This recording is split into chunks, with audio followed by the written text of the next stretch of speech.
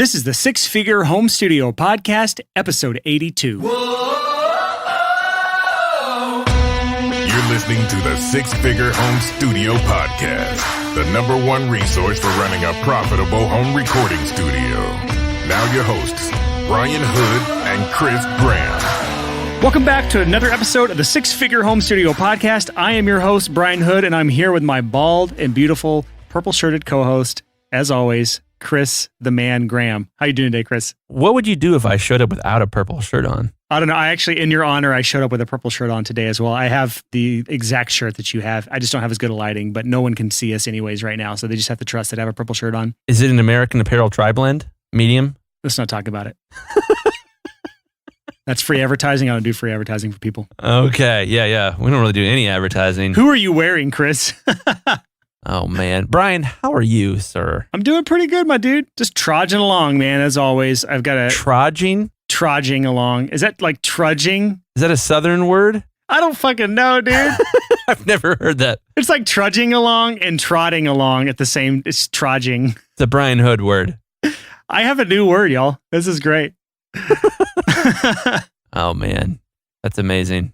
I've been doing demos for FilePass, and by the time this episode airs, we will have probably opened up more early access spots.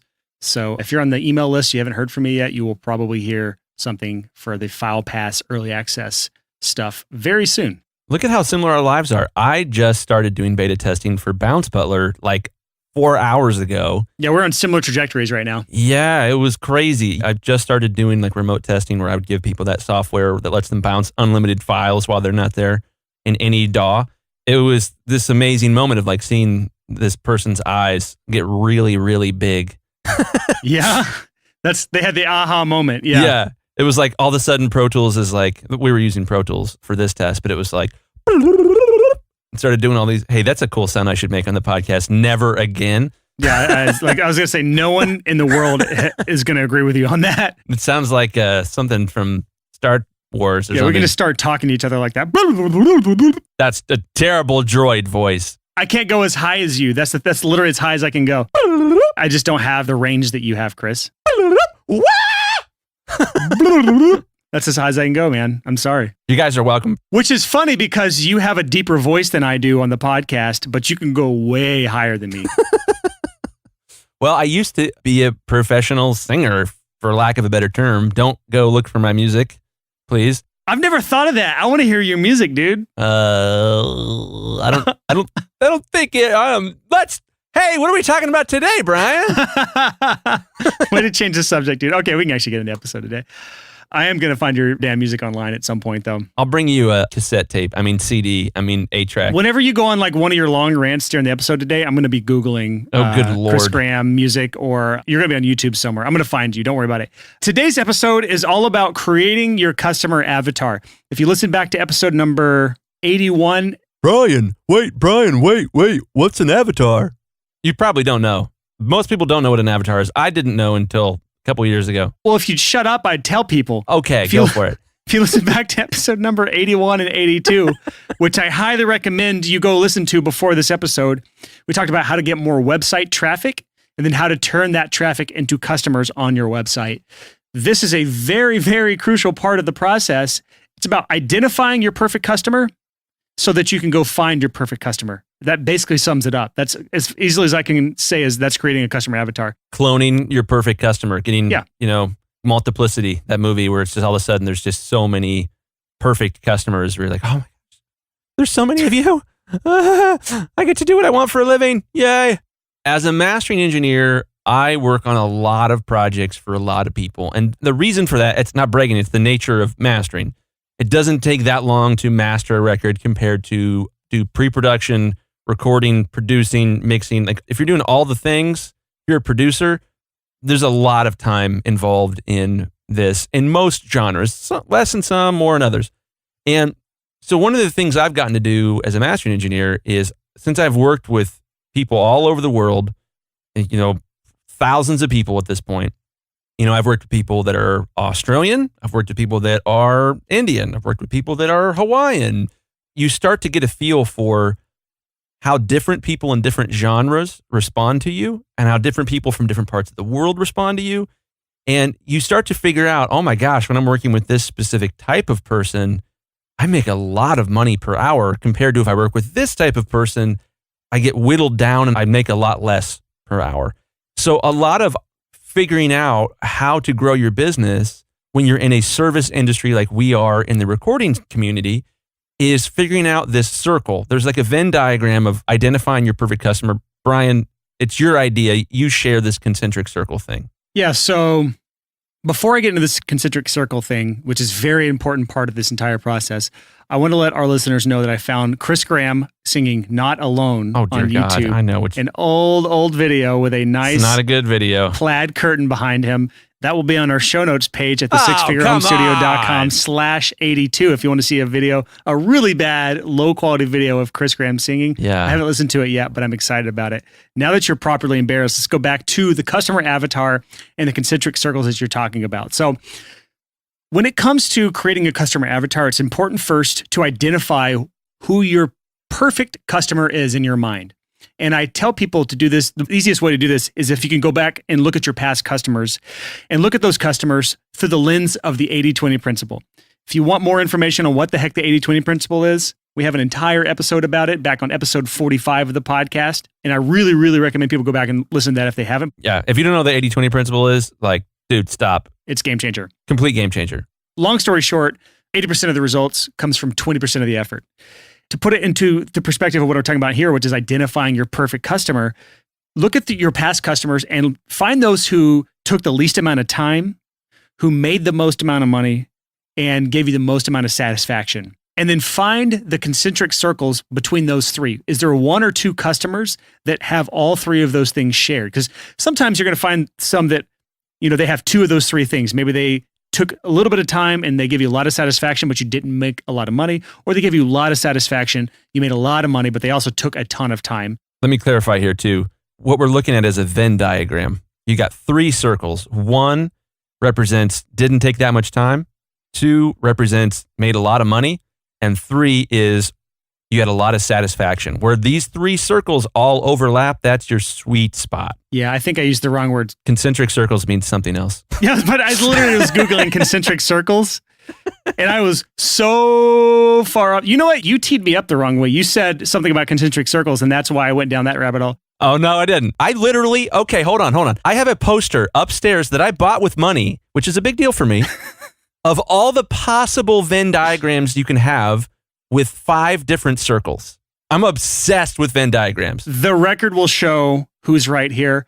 You can rewind. Someone will tell us in the Facebook comments in our community who's right here. Oh, boy. Brian, it's your idea. You share this concentric circle thing. Future Brian here just wanted to take a second to point out the fact that I was right. We can all laugh at Chris, and now back to our episode. All we need to do is make sure everyone's on the same page here. I'm going to back up. Find the customers that share the most qualities between least amount of time, most amount of money, most amount of satisfaction. Find those customers that have the most amount of those 3 qualities or whatever qualities you personally desire, and that is your perfect customer avatar. What gets dicey here is if you don't have a lot of past customers or anyone you would consider a perfect customer, or if you have no past customers. This is what you and I kind of got stuck on before the episode when we were outlining this, is what do we tell those who don't have enough customers yet to really have a, quote, perfect customer, if their ideal customer is merely hypothetical? Yeah, that's a challenging thing. If you have not worked with a bunch of people, my advice would be to do the smallest projects that you possibly can for the largest number of people so that you can get more experience working with people, that you can flex your social muscles here. And I think that's important because typically what happens, and this is, here we go again, preaching to myself from 16 years ago. There we go. What I used to do was work with one person for months at a time, producing their record from the ground up. And I didn't get a whole lot of feel for what the different types of musicians in the genre that I was working in were like, or for the different sort of personality tics to spot and be like, oh, this person is a ghoster. Probably like everything else is obsolete if they often ghost. Yeah, so there is, just to clarify, this is very close to the conversation about niching down, but it's not the same as choosing a niche.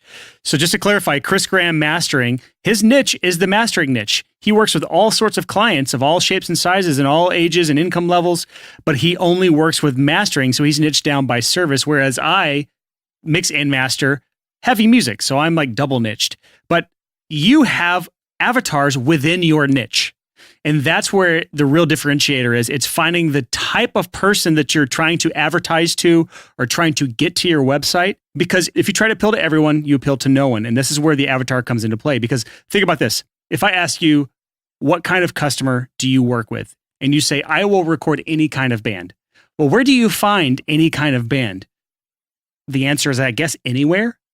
And if the answer is anywhere, how hard is it to market to those people?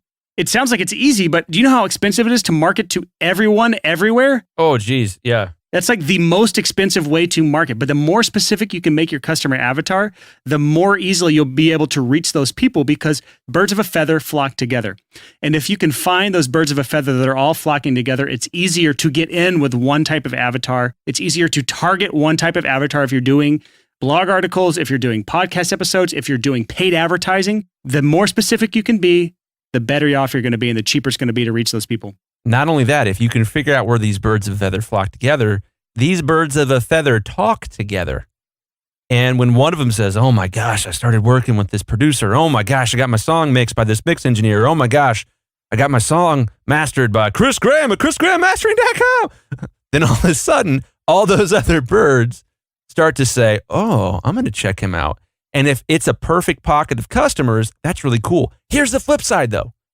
If you find the wrong customer avatar, we're going to call this the anti-avatar, and we'll talk about this a lot more later in the show, and all of a sudden, all the bad avatars that are a terrible fit for you, if only they start coming to you and you start saying yes to all of them, you get trapped in this like anti-avatar zone of like, crap, I hate my life. All my projects stink, but I need money, and I'm saying yes to all the wrong people. Yeah, you can get stuck with the avatar you don't want, but it's just as powerful to create an avatar you never want to work with as it is to create an avatar that you do want to work with. Because if you know who you don't want to work with some of the stuff we're going to talk about today, when we start talking about mapping these things out, you can just as easily avoid those that you don't want to work with as you can attract those that you do want to work with. Yeah, well, one of the things I would say here is it's really, really, really important that you guys grasp, if you don't already, most of you probably do, that certain types of customers will make you way more money per hour than other types of customers. You can be in one niche. So let's say for you, Brian, you mix and master heavy music. Within heavy music, there are certain types of customers where you can make hundreds of dollars per hour, probably. There are other types of customers that are just going to bleed you dry. I would agree with you, Chris. So let's move into this. Let's just pretend that you've identified your ideal customer. You've identified that type of person. Now we need to clone that person. And this is where the customer avatar comes in. Because when you can figure out all of these specific details about your ideal customer, you now have what we call an avatar. This is the type of person that anytime you write a headline on your website, or anytime you write an email or a blog article, or you create a podcast episode or a YouTube video, or anytime you write a Facebook ad or a Google ad, you are writing it to speak to and appeal to that perfect customer avatar. And if you have that person in mind, the more you can flesh out this fictional perfect character, which is usually a mix of a bunch of different people, but the more specific you can make that cloned person, the easier it's going to be to find and attract people like that, because you're speaking a language, you're speaking words that type of person want to hear. And this is like the crux of marketing here. If you can't get this right, you will be doomed to fail. And if you can get this right, it is so much easier to succeed. Totally. Here's one of the funny kind of caveats of this thing. I think for a lot of our younger listeners, if you are 22 years old and you are trying to figure out how to do this audio thing for a living, you probably only know other 21, 22, and 23-year-olds. That's sort of the way our culture works. If you're in a situation like that, a lot of people would consider that a tricky avatar if that's your key demographic. It's tricky because, one, people of this age don't have much money to spend. And two, they're generally flakier than the rest of society. It can be. I will say I've had a lot of success with that age group in my career. So I think You have to be more careful in some circumstances, but I think that if you are good at spotting those red flags, which if you go back to episode number 16, where we talk about how to avoid nightmare clients by watching for red flags. If you can get good about spotting red flags, I really think any age group, any demographic can work. It can. I would never try to dissuade someone from focusing on a target demographic, especially if they're part of that target demographic. Because I recorded a lot of bands in that age group and I mixed a lot of bands in that age group. And, that was years and years and years ago. But I was part of that age group. So it was easy to appeal versus those people going to like some 45-year-old where it may not be as relatable for them. Yeah, it can rub both ways. If you are 45 and going after 22-year-olds to record them, then yeah, that could rub a certain way. That could be way outside of your customer avatar. Or if you're 22 going after 45-year-olds, or if you're 22 going after 22-year-olds. There's a lot of different ways this could rub. And the point of this episode, guys, is not that we're going to give you the recipe. The point of this episode is that we're going to give you ingredients and methods and options, and that you figure out your own recipe. That you cannot, I really want to make sure you guys understand this. You cannot just be like, here's the ideal customer avatar. Somebody signed to Sony Records. Okay, cool. That's the goal. You have to figure out where your majors are. You have to figure out where your unfair advantages are for your business. You got to know what your niche is, and then you can start to figure out, wow, I do really well when I record this type of band, and all of a sudden, like my hourly goes way up. One of the problems, I think, and this is probably for a different episode, is that many people have absolutely no idea what their hourly is. They don't track anything, and as a result, they don't know that other than I like working on this type of project or I don't like working on this type of project, they don't grasp that, this type of project, while it's maybe my like fourth favorite type of project to work on, makes me 4 times per hour what other projects do. And you're talking about your earnings per hour. Yes. In order to figure out what your ideal customer avatar is, you have to have some idea about what customers you're making the most with. And I want to specify, for those of you who charge a flat hourly fee, you know what your hourly pay is. True. Chris is referring to anyone who does a project-based pricing, which I highly encourage. Yeah. Hopefully it's all of you. Yeah, if you're past the beginning phase, you need to get away from hourly pricing as soon as you can. And I don't know if we have an episode on that. If we don't, that's a really good episode for the next episode. I'll put it in our notes. Yeah, there you go. But if we've talked about it in the past, it was too long ago for me to remember it now. So can you give our listeners kind of an example of a customer avatar? So an ideal customer avatar, there's a great book called The Pumpkin Plan, and it's basically about everything we're talking about. This is like, of all books, that's one of my most recommended books for any studio or any freelancer is The Pumpkin Plan. It's like such an awesome book for exactly what we're talking about today. 80-20 principle, customer avatars, getting rid of those who are not serving your business and finding more of those that are serving your business and that you can honestly serve better yourself. Anyways, go back to what you're saying, Chris, as far as an example customer avatar. I'm going to tell a funny story from Pumpkin Plan and about the book itself. I'm going to try to say the guy's name who wrote it. Mike Michalowicz. Mike Michalowicz. I guess it's not that difficult. There we go. Well, Mike Michalowicz. I should have let you say it, though, because that would have been really funny to hear how you would have said it. Mike reached out to me a long, long time ago because he saw that he somehow could filter through Amazon buyers or people that had reviewed books. And so they're like, wow, this guy's reviewed like 3 dozen business books. He must read lots of business books. And he emailed me and was like, hey, I just wrote this book. It's called Pumpkin Plan. I'd love to send it to you for free. And if you like it, please write a review. And I was like, yeah, that sounds awesome. And he sent it to me and I just felt like the coolest kid in school. And I read it. It was a great book. It was a great book. Yeah. And so in his book, he talks about avatars. And one of the examples he uses is Trader Joe's. Trader Joe's is a grocery store that sells extremely delicious food. When Trader Joe's is trying to decide if they want to come out with a new type of salsa or a new food product, what they do is they think about their customer avatar. Their customer avatar is an out-of-work adjunct college professor who drives a beat-up Volvo station wagon. And when they say, should we come out with this new salsa, they just say, well, would the out-of-work adjunct college professor who drives the beat-up Volvo station wagon like it? Yes, he would love this. Well, then let's sell it. Which, by the way, they typically would give an avatar a name, which I highly encourage you to do because you will a lot of times have multiple avatars. I guarantee you Trader Joe's, that's not their only avatar. Yeah, you're probably right. But to me, that part of the book really blew my mind to think about, wow, that really is an easy way to think about like, well, how should we write our marketing copy? What should our website look like? Should we offer this service or not? Does your ideal customer avatar want it? Would your ideal customer avatar buy that? Every decision you make should be aimed at this ideal customer, where if you're like, oh my gosh, if I got 50 of these guys a year, I'd be killing it. I would be happy. I'd be well paid. I could grow my business. So every decision should be focused on winning that person's business. And every effort that you make in marketing should be on finding more of those avatars. So let's just say you have identified your customer avatar. You have a great person or a mix of multiple people that you've worked with in the past. What are some things you need to figure out or write down? I really encourage people to write down about this customer avatar to start mapping it out. So it's getting out of their head onto paper or onto Evernote or onto Google Doc, getting out into the world so they can actually start studying it and revising it, because this will change over time. What are some things that people should start to figure out about their customer avatar? Well, there's 3 different types of graphics that we're going to talk about. Demographics, geographics, and psychographics. Okay, well, let's start from the top down, because those get progressively. The first 2 are super easy. The third one is where we could have an entirely different podcast about the third one. Yeah. So demographics. Let's talk about demographics first.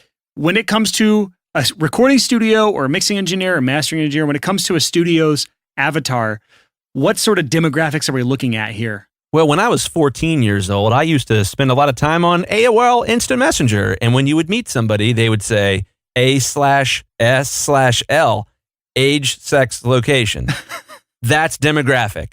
So you might find that you do really well with dudes and that you're awful with girls. Or you might find that you're really great with girls and awful with dudes. You might find that people that are local to you are really great, or you might find that people from the South are really, really great. That's geographics though, isn't it? Oh, you got me. Yeah. Do you want to cut that out and redo it all? Or you could just mock me incessantly. I'm just going to keep mocking you about it. Okay, that's fine. That's good. I got to back up and redefine this. So age, sex, location is what people would ask when you meet somebody in a chat room when you're 14 years old. And age and sex would generally be your demographics. So would political stance come into this play? Yeah, it would. Education level, income level, these are all part of demographics, right? It's not just physical attributes, right? Absolutely, yeah. So you might find that you do really well with Democrats, or you might find that you do really well with Republicans. You may or may not be one yourself, but you might find that there's just something about workflow or something about vision or something about communication styles that is a little bit easier for you. Or you might find that it's really, really easy to meet a band who shares political views with you if you are like a left-winger or a right-winger or a libertarian, whatever, and to be able to just like embrace that and use it as an opportunity to get into a conversation with them. But what I want to make sure we don't do here is when you start mapping out demographics, geographics, which we'll get to in a second, and psychographics, as we get into this, it can be really easy to just put a whole bunch of pointless facts down about this prospective person. So my advice is to always keep it as simple as possible and to write basically a story about this person and start putting some of these things in it. Just make sure you don't get too crazy about mapping this stuff out. Just take a couple bullet points for each of these things, demographics, geographics, and psychographics, and then start to create some sort of story for your avatar. Try to put them in a real world scenario. This just makes it easier for me to know that, like, if I write copy, my avatar is a band dude who has a day job at like GameStop, and he's in a band who has had some success. He might have X number of plays on Spotify, and his band has done 3 or 4 songs in the past. They've self-produced. Their mixes are terrible, and they're looking to kind of take it to the next level. They make, maybe $8 to $10 an hour each band member, and they're looking for a way to put a more professional mix out. And so when I'm building out my website, my marketing copy, when I'm thinking about my pricing, I'm taking all these things into account. And I have this more mapped out in a file somewhere, but I try to make this as real of a person as possible. And this person is kind of a mix of myself when I was in a band. It's a mix of some of my band guys that I've recorded who have gone on to be successful. And I'm trying to map out the type of person that I'm trying to attract to my studio. And if you can create a story of a person, then it's a lot easier to relate your copy to that person because they are real to you in your head. So as we're going through these things, start thinking through how to turn this into a person, not just a bunch of bullet points on a spreadsheet somewhere. One of the things on our episode with Graham Cochran, I've been thinking so much about our episode with him and just the stuff he teaches because I've been listening to his podcast. It's my favorite podcast right now. And one of the things he said to us when we interviewed him was he talked about how when he launched his business, Recording Revolution, that he had been teaching friends of his how to record in their home studios.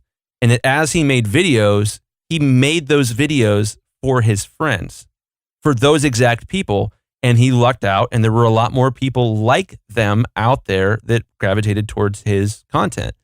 He was able to do that and to be so relevant with his content because he had an avatar in mind. And these avatars were real people with real names that he knew well. And just to take that a bit further, he now has tens of millions of views on his YouTube channel. And I can guarantee you he has fleshed out and changed those avatars into a better avatar for his mass audience. And so he's talked about this. He has 3 buckets that he puts his content into, and each one of those, quote, buckets is a different type of avatar. So one is someone who is self-producing their own music, and they're just a fan of recording at home. One might be an aspiring recording audio engineer. One might be another type of person. All 3 of those have different hopes, fears, desires, dreams, things they're looking to learn. They know certain things. They're at a different skill level. And so they're all going to be different types of content. So every time that Graham Cochran creates a piece of content, it's serving one of those 3 people. And he makes sure that none of those 3 people get starved out of his ecosystem. He makes sure he feeds all 3 of them equally. And how that comes back to us as audio engineers or audio professionals is that when we start creating Facebook ads or YouTube ads, or if we're going down the free marketing route, which if you go back to the episode we did last week, episode 81, where we start talking about all the different types of ways to get people to come to your website. When you start exploring YouTube videos for attracting your customer avatar, you've got to have all of these things in mind, and you've got to have specific videos for specific types of people in your target market. And so again, the avatar thing is just an easier way to do that. So we got way off the beaten path, Chris. I just want to get back on track here. Yeah, I think this is a great off the beaten path thing. I think we're helping people understand what a customer avatar is and how important it is. Another really practical example would be if you've identified your ideal customer avatar and they go on your website, will they like your portfolio? This is one of the things I teach my students all the time is once you've created your customer avatar, put yourself in the mindset of that person and go analyze your website. Oh, there we go. From a very, very critical perspective. If I am Trader Joe's out of job professor who wears sandals and smells like cheese or whatever that guy, the avatar is, if I'm that guy and I go to Trader Joe's website, does this website appeal to me? And you can put yourself in that person's shoes pretty well just from that weird description and know if their stuff speaks to him or not. Now, that's probably a terrible example, but you understand what I'm saying is put yourself in your ideal customer avatar shoes and you'll start to see, does this speak to me? And I can guarantee you right now, I see the screen flashing on Chris's face. I'm guessing Chris is at chrisgrandmastering.com and he's looking through his site with his ideal avatar in mind, and he's analyzing it from a critical eye now. No, Brian, I'm reading the Bible. So one of the things that's, I think, interesting to me, and I'm not just trying to like work this in so I can say something Christian-y on the podcast. No, this really, really applies. This is awesome. So one of the things that happens in the Bible is at one point, somebody asked Jesus, like, dude, sum it up for me. And he's like, do unto others as you have others do unto you. Golden rule, right? You know, we've all heard this. We all grew up with this. We at least heard it one time in elementary school. Even the teachers, you know, preach this crap. And so the do unto others as you have others do unto you is extremely important and powerful as a business owner when you have an avatar, because you can apply do unto others as you have them do unto you. If you can visualize this avatar and say, well, would Steve like what I've done to my webpage? Let me pretend I'm Steve and see if this is what Steve would want. It's this sort of empathy of identifying with your ideal customer and then doing the things that they would want as your marketing copy, as your website, as your Instagram account, as your Facebook page, as your YouTube channel, you name it. This empathy thing is the secret to figuring out how to get these people to like you. There's 2 opposites of that. 1, I do whatever I want. And 2, I try to be everything to everyone. It's really hard to put that everything to everyone thing in your brain and to make anything that everyone will like. Well, because in like everywhere else in the world, something that is attractive to one person is incredibly unattractive to another person. And so if you're trying to appeal to everyone, you're still going to piss big sections of people off in the world, but you're never going to really appeal to any of those people. And that's honestly, I say this all the time, but if you try to appeal to everyone, you appeal to no one. And that's exactly why. If you are trying to appeal to one type of music, it's going to be a massive turnoff to another type of music. One example would be if you're trying to appeal to Christian CCM artists, contemporary Christian music artists, and that is the avatar you're trying to attract, it's going to naturally repel satanic death metal bands and vice versa. And so if you're trying to attract both of those types of artists, you're going to have to really water down your messaging so as to not offend either of them. But that's also going to have the effect of not really attracting either of them either. And hopefully that really extreme example gives you an idea of what we mean here when it comes to understanding your avatar and being able to speak to that avatar's unique needs. And examples in my own business, because I know my avatar really well and what they need, I know what sort of musical gear they want, what sort of musical gear they need. I know all the little special nuances that they have. And so when I'm speaking to them on my website or in an ad or in person or on the phone, I know what to say to them to make them trust me that I can give them the best sound for their style of music. And someone who's doing country or rap or R&B or any other style of music, there's no way they can understand the heavy metal needs like I can. And that's because I understand not just my niche, but my avatar. So case in point, this podcast, I heard about you, Brian, through a friend of mine, Micah Powers. Micah does a lot of pop punk, a lot of heavy stuff here in town. He's an incredible audio engineer, incredible mixer, incredible producer, and a good friend of mine. I've known him since he was a teenager. Micah told me about your blog, and then it registered, but I didn't check it out. And then Bjorg Van Benediksen told me about your blog. I checked it out. You came to Blammo. We became friends. And as we started the podcast, I basically, as we were coming up with ideas, I was like, would Micah like this? That was it. I was like, would Micah like this? So when we started off, Micah was your avatar for the podcast. Yeah, 100%. Hey, Micah. That's great. You're the best, brother. Hi, Micah. Shout out, buddy. That's great. I mean, we could go on and on about this. Like, we're kind of running out of time here, but like, let's go through the graphics again, because we have demographics, which is the first thing we talked about. We really went off the beaten path on that. We got geographics. So where's your customer located? If they're not in a specific area, like, Huntsville, Alabama, or Jackson, Mississippi, if they're not in one of like a specific city or specific state, they might be in a type of place. So they may be in an urban environment, or they may be in a rural environment. Yeah. Well, case in point, there's a guy that I just started doing business coaching with. I don't want to put his stuff out here too much, so I won't identify him. Be as cryptic as possible so that no one understands what you're talking about. I'll be as cryptic as possible. He has had a lot of success helping bands from a certain part of the world who want to sound like they are English speaking. Interesting. And so his geographic is it's these several countries right here that he goes after. That's a great example of him knowing wow, I make a lot of money when I'm working with this type of band from this part of the world. That's interesting. That's something I would have never thought of. The reason we can give you the ingredients, but we can't give you the recipe, is because you can take these things and do so much with it. And again, it can get overwhelming for a good reason, because it's hard to do. It's hard to do well. But let's get into the third one, psychographics. We don't have much time here to really dig into this one, but psychographics, can you give me in a nutshell what psychographics are? Psychographics is the way that they think, and it's what they're thinking. It's their emotions. It's all the things that are going on in their mind. They could be part of a certain demographic. You could have two people part of the same demographic and the same geographic with totally different psychographics. One of them could be really, really fame focused. Oh, I need to get this song done. Oh, I'm going to get famous. I'm going to be in The Voice, and then I'm going to be a rock star, and then blah, blah, blah. Another could be man, I'm just really exact same style of music as the other guy, but man, I just want to get this right. I want to take my time. That's a psychographic. There are so many different types of psychographics. We could list them for the next 24 hours. The most important, I think, is how ready are they to buy? If you go out and you're doing cold customer outreach and you don't know the psychographic of the type of customer you're reaching out to, their psychographic might be that I want to record a record next year. Well, congratulations, you just wasted a bunch of time on customers that may or may not flesh out a year from now.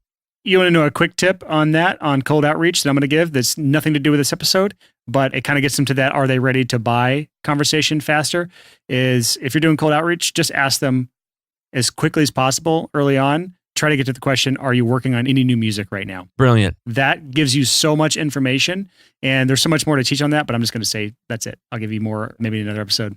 That was a golden nugget of awesomeness. Somebody right now just pressed pause and is like writing it down, and then they pressed unpause and they heard me say that and they're like, whoa, weird. I see you, Steve, taking notes in your Honda Civic hatchback.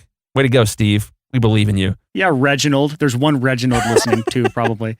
All right, so let's move on. So are they ready to buy or not? That's a psychographic that's very important. What else are there that are very important? There are certain types of artists that insist on only releasing their own songs that they have written. If you pitch them other people's songs, it's not going to go well. That's a psychographic issue. On the other hand, there are people who only record other people's songs. And if you say, oh, what kind of songs have you written? Then all of a sudden they're like, oh gosh, do you not respect me because I don't write my own songs? Ah! That's a good example. Like for the longest time, talking for most of my career, and then probably only until the last 4 or 5 years or so in the heavy metal world, everyone wrote their own songs. And it was like shunned and frowned upon if you didn't write your own music in the metal world. Now I know more and more and more of these massive metal bands that have songwriters that are ghostwriting for them. And it's really interesting to watch. So that's kind of a shift in psychographics in an entire industry that if you didn't notice it, you couldn't take advantage of it and you might push people away. So it's like, these are really important things to take note of, is biases like that. They were really biased against songwriting and now they're all about it. Or another example could be they're really biased against like V-drums, fake electronic pads. Yeah, that's another bias, is real drums versus program drums, or those, like you said, the pad V drums or whatever. Those are certain biases that if you don't understand those things, and I'll give you an example. If your studio photos have V drums in them and your ideal customer avatar is opposed to that, you've pushed them away before you've even had a chance to talk to them. They see that photo, you should just take the photo off your site and then let them know that you can book a real studio and do real drums anytime. But if you don't know that about your ideal customer, or if you haven't figured out an ideal customer, you didn't know that was pushing them away in the first place. So that's why this stuff's so powerful. Yeah, I mean, case in point, when I was a professional musician, if I went on a website and I saw V-drums, deal breaker. I don't care about anything if they had V-drums back in the day. That was just like an absolutely not. I will not. If they think those are cool, I'm out. Not that they're bad, but for my style of music, it was just not applicable. All right, any other kind of psychographics worth talking about before we wrap this episode up? Well, I would say this. It's often easiest to do business with people who have a similar psychographic to you than it is to do people with a different psychographic to you. So back to what I said before about, politics. If you're a liberal, you're probably going to have an easier time working with liberals. If you're a libertarian, you're going to have an easier time getting into conversations with people. If you are, case in point, Christian music versus not Christian music. Your religion is a psychographic, not to oversimplify here. But you're probably going to have an easier time working with people that you have stuff in common with, because you're going to be able to relate with the messaging of their songs. And you just got to keep all this stuff in mind. I'd actually put religions under demographics, but I would put religious biases under psychographics. Ooh, yeah. We're going way off the beaten path here. We can talk for hours about that after we finish this episode. I know. This is a very complex thing. Very. We've given you plenty of content, enough for you to sit down and start to figure out your customer avatar. If you are unsure or you get stuck, this is where our Facebook community comes in handy. Just go to the sixfigurehomestudio.com/community. And there are people in there that can help you really think through who your customer avatar is. Actually, go back to episode number 17, where we talked about the 5 stages of a successful recording career. Go back and listen to that episode. But stage 1 is where you're in yes mode. You're saying yes to every type of project you can get. If you're in yes mode right now, if you're in stage 1 of your studio career, you probably don't have enough experience or past clients to really come up with a solid customer avatar. So don't really get discouraged if you can't do this really well yet. You can come up with kind of a loosely based customer avatar. Even if you are your own customer avatar, that helps, but just don't get overwhelmed from this stuff. Yeah, you shouldn't get overwhelmed. What you should do is you should say, oh, wow, this is important, powerful stuff. I can imagine how this would work. I need to go do research to figure out who my customer avatar is. If, on the other hand, you are thinking, oh my gosh, my customer avatar is Steve. Steve's my perfect customer. Oh my gosh, I need to figure out how to clone Steve. I'm pulling this right out of the Pumpkin Plan by Mike. What's his last name, Brian? Try it out. See if you get it. Mitch. Nope. Try again. Mike Mike Michalowicz. Michalowicz. There it is. Mike Michalowicz says one of the best things you can do to clone your customer avatar is to hang out, ask out for lunch your best customer, your ideal customer avatar, and straight up ask them if they have friends just like them. That's it. The less creepy way of asking that question is to say, do you know of any bands like you that are recording new music soon or working on new music? If you can ask a more specific question, they know their friends. If their friends are recording or writing new music or preparing to go in the studio, that's the golden question for referrals from your ideal customers. Yeah, it is the golden ticket. If you can figure out how to get your ideal customer to tell you, like, oh yeah, I'm always on XYZ website.com. It's like a message board for everyone like me and with bands like me, and that's where they're all on there. When you get that sort of feedback and you say, oh my gosh, you mean to tell me there's a website with hundreds of bands in the exact same genre as you, and that genre is my niche? I didn't even know about that. Oh my gosh, that's huge. Now you know where you can go to a target-rich environment, somewhere where it's like virtually everybody there is an ideal customer for you. If you can figure that out, almost all of your business growth problems has been solved, and you have new problems and really good problems at this point. And you can mail us a check. Yeah. And you can buy Bounce Butler and FilePass at bouncebutler.com and filepass.com. Oh. Okay, and we're done. One last thing. Brian did mention our Facebook community. If you've been listening to this podcast for a while, even if you're like, I don't really like Facebook. Facebook's dumb. It's toxic. You're absolutely right.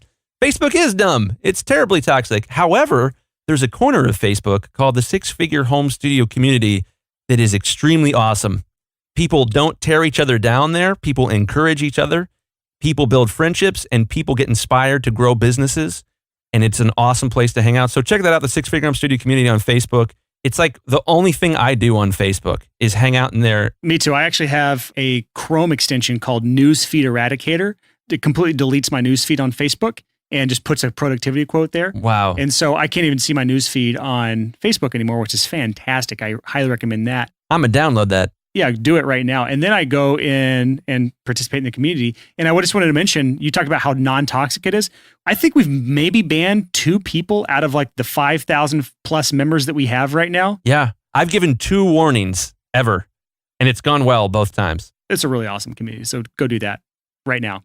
Why are you still listening to this podcast? Just go do it. Just go join the community right now. Go. Go right now. Go.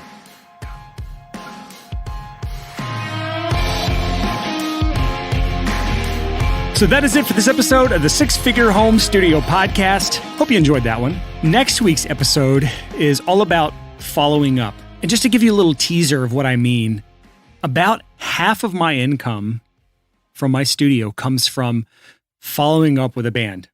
So if someone has reached out to me for a quote or a price, and then I'll send them a price or a quote or a proposal, and then I will not hear back from them. And so I follow up with them. And I do it again and again and again and again, and I keep doing it. And next week, we're going to talk about how to do this, what you should say in these follow-ups, and how 50% of my income comes from follow-ups. And this really means that if you are not following up aggressively, you may be missing out on half of the potential income you could be making. So next week's episode could literally double your income if you listen and execute on what we talk about. So I think that's a good enough teaser for next week. That'll come out bright and early next Tuesday morning at 6 a.m. Cannot wait for you to hear that one. Until next time, thanks so much for listening and happy hustling. Whoa.